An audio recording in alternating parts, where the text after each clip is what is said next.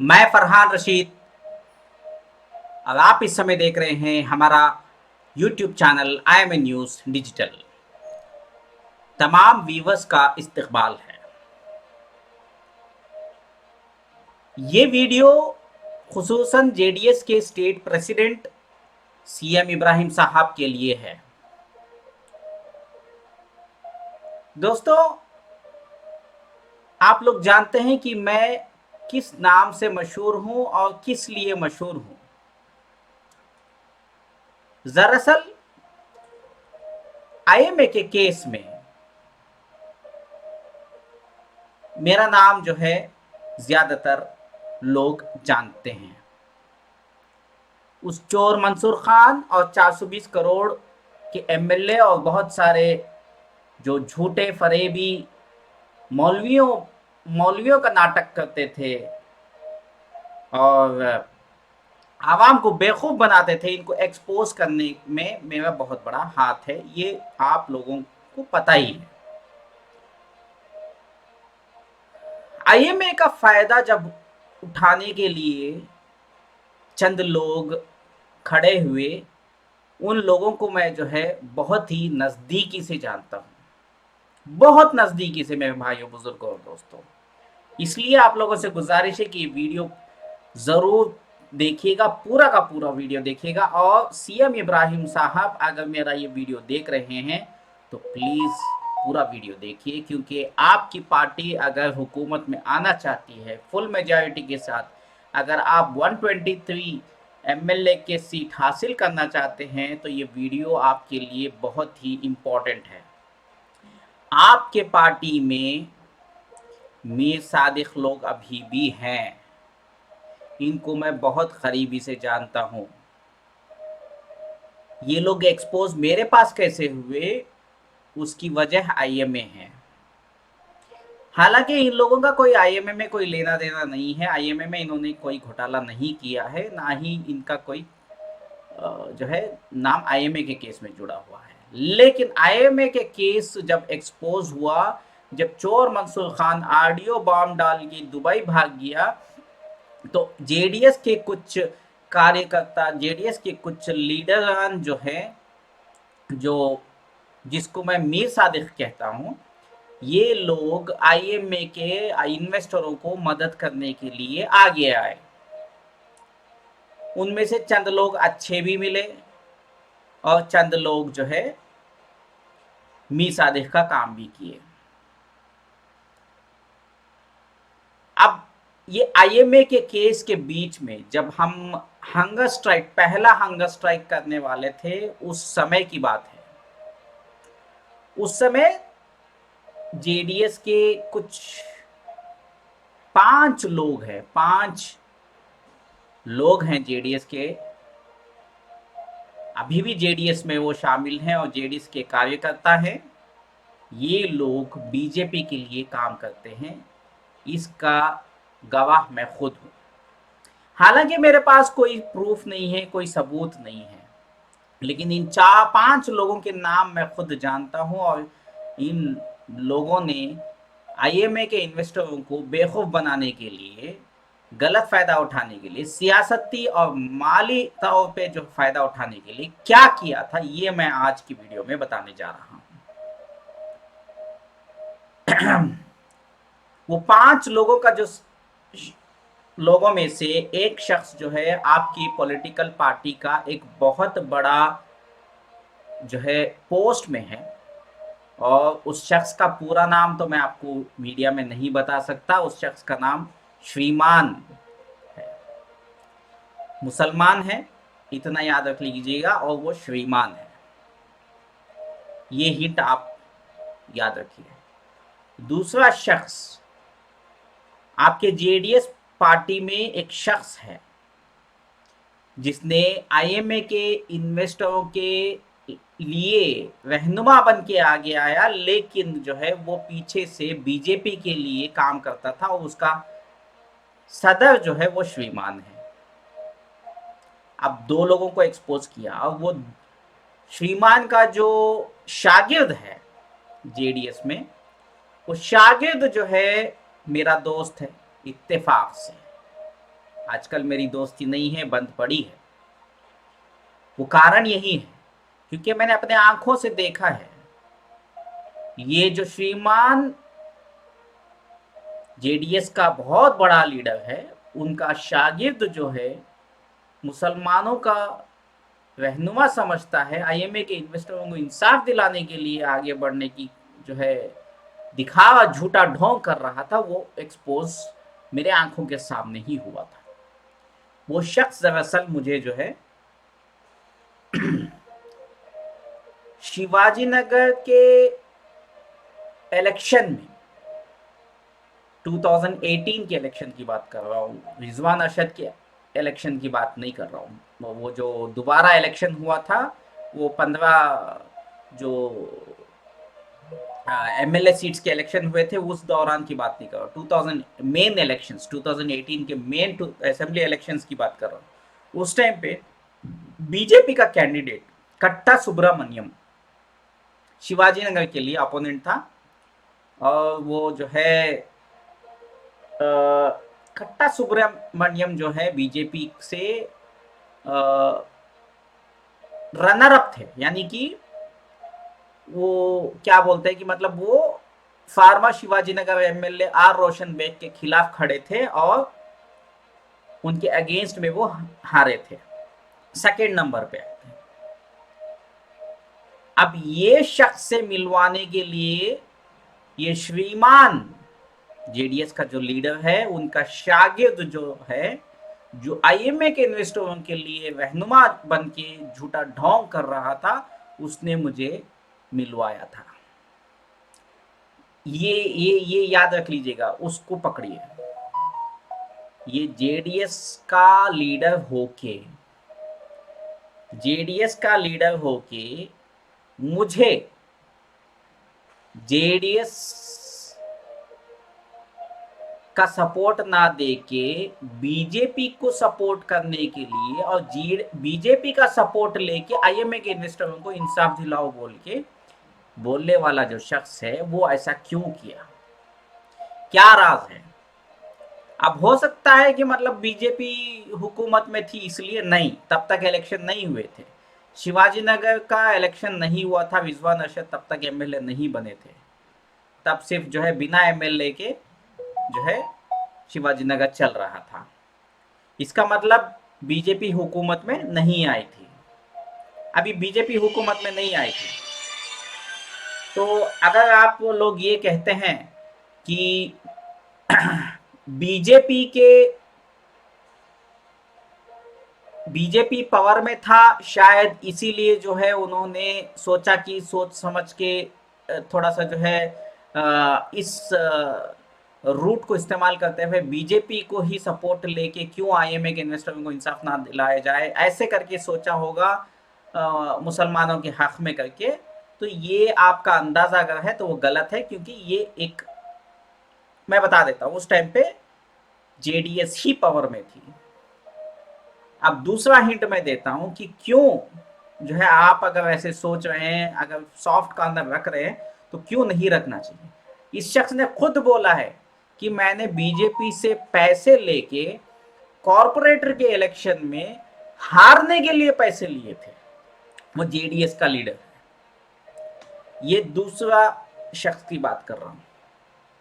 और तीसरा शख्स जेडीएस के लिए काम करता है और साथ के साथ मीडिया चैनल्स के साथ ताल्लुकात रखता है। ज्यादा उनका रोल नहीं है, लेकिन थोड़ा बहुत रोल है। और चौथा शख्स जो है वो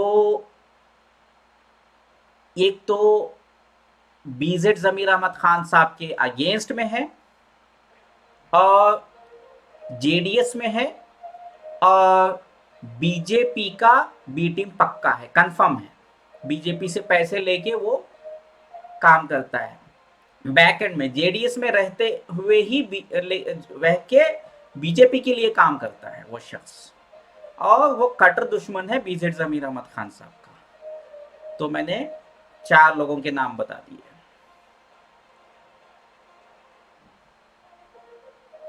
पांचवा कौन? पांचवा शख्स वो है जिसको मैंने ये 4 नाम बताए थे, वो भी मुसलमान हैं। ये देखिए, इत्तेफाक की बात है, पांचों के पांच बीजेपी के बी टीम हैं, बीजेपी के लिए काम करते हैं, लेकिन जेडीएस में है। लेकिन जेडीएस बीजेपी के लिए नहीं काम करता है, ये मैं मान सकता हूँ, लेकिन जेडीएस के कुछ लोग जिसको मैं जानता हूँ वो बीजेपी की बी टीम है और बीजेपी के लिए काम करते हैं, जेडीएस में आज भी मौजूद हैं। आज भी उनके भाषण यूट्यूब पर आते हैं, आज भी वो लोग मेन हाईलाइट होते हैं। लेकिन इलेक्शन के दौर पे, इलेक्शन के टाइम पे ये आपसे टिकट लेते हैं। कुछ लोग कॉर्पोरेटर की टिकट लेते हैं, कुछ लोग एमएलए की टिकट लेते हैं। वो क्यों लेते हैं? वो इसलिए लेते हैं क्योंकि ये बीजेपी से पैसे लेके हारने के लिए पैसे लेते हैं, ताकि कांग्रेस को हराए। मैं कांग्रेस की बैटिंग नहीं कर रहा हूं सीएम इब्राहिम साहब, मैं कौम की बैटिंग कर रहा हूं, मैं कौम के हक में बात कर रहा हूं। अगर आप इन लोगों को पता लगा के आप अगर अपनी जेडीएस में ये करेक्शन कर लेते हैं और नए चेहरे, जो साफ सुथरे चेहरे हैं, जो वाकई में कौम का दर्द रखते हैं, जो मीर सादिक नहीं है, उनको अगर आप आगे लेके आके अगर आगे के इलेक्शंस में टिकट अनाउंस करने से पहले, मैं इसलिए कह रहा हूं कि अभी तक जो आपने इलेक्शन में टिकट्स अनाउंस किए हैं उनकी बात छोड़ दीजिए, उनके खिलाफ कोई उंगली नहीं उठा सकता। बट बट आगे आने वाले इलेक्शंस के जो एमएलए के टिकट्स जो आप अनाउंस करने जा रहे हैं, यहां थोड़ा सा सावधान रहिए। आपको 2 जगह सावधान रहना है, एक बेंगलोर शहर और हासन शहर। हासन और बेंगलुरु में दोनों जगह 5 जेडीएस के ऐसे मेन लीडर्स हैं, मेन लीडर्स, जो लोग जो है जेडीएस से गद्दारी कर रहे हैं और बीजेपी के लिए काम कर रहे हैं। जेडीएस में रहते हुए मुसलमान हैं और कहते हैं मुसलमान के लिए कर रहे हैं, कौम के लिए कर रहे हैं, लेकिन वो बीजेपी के लिए काम कर रहे हैं। एक शख्स मुझे खुद उसने अपने मुंह से बोला है कि मैं बीजेपी के लिए पैसा लेके काम करता हूँ, और मुझे भी ऑफर किया था, और कट्टा सुब्रमण्यम से मिलवाया था। दूसरा शख्स, ये जो पहला शख्स है, उसने मुझे फोन पर एक बार, जब शिवाजी नगर के इलेक्शंस चल रहे थे, उस टाइम पे तनवीर को जेडीएस की टिकट मिली थी शिवाजी नगर के, तनवीर को ना सपोर्ट करते हुए शिवाजी नगर एमएलए को सपोर्ट करने के लिए भी जो है इनडायरेक्टली श्रीमान से कॉल करवाया था। अब वो शख्स कौन है वो आप लोग जानिए। अब मैं यहाँ पे बता रहा हूँ, यहाँ पे इन्होंने कांग्रेस के लिए काम नहीं किया, ना बीजेपी के लिए काम किया, इन्होंने यहाँ पे सीधा सीधा जो है डायरेक्ट जो है जेडीएस के अगेंस्ट में काम किया है।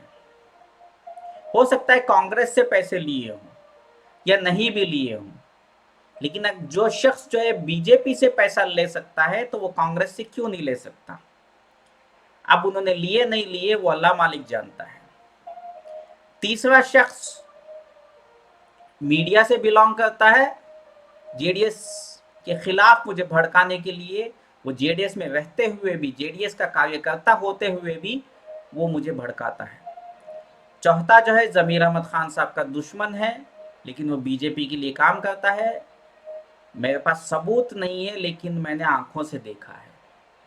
पांचवा शख्स मुझ जो है व्हाट्सएप में मेरे साथ बातचीत हुई है, हासन शहर से भी है और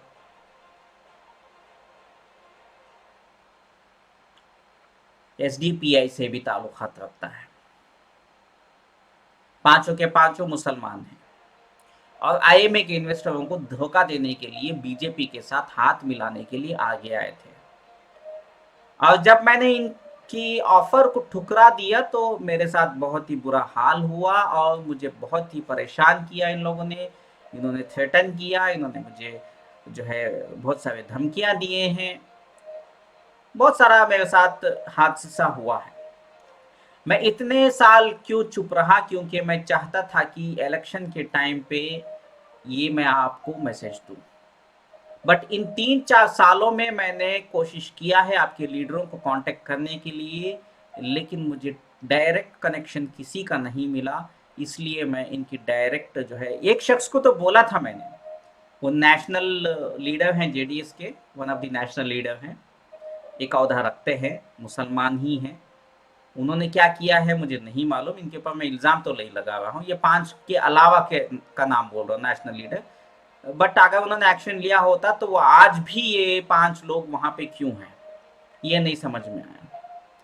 तो अगर बीजेपी की बी टीम नहीं है जेडीएस, तो सीएम इब्राहिम साहब करेक्शन कर लीजिए इंशाल्लाह, क्योंकि आपको कांग्रेस जो है बैकडोर एंट्री नहीं मार रही है आपको हराने के लिए, ना बीजेपी आपको हराने के लिए बैकडोर एंट्री मार रही है। बैकडोर एंट्री आपके खुद के कार्यकर्ता, आपके खुद के लीडर्स जिसके पास आप भरोसा कर रहे हैं, वही आपके गद्दार हैं। और आपको नाम पता चलेगा तो आप मेरे पे भरोसा नहीं करेंगे। अगर मैं बोल भी दूं तो हो सकता है ये लोग मेरे पे केस भी करें,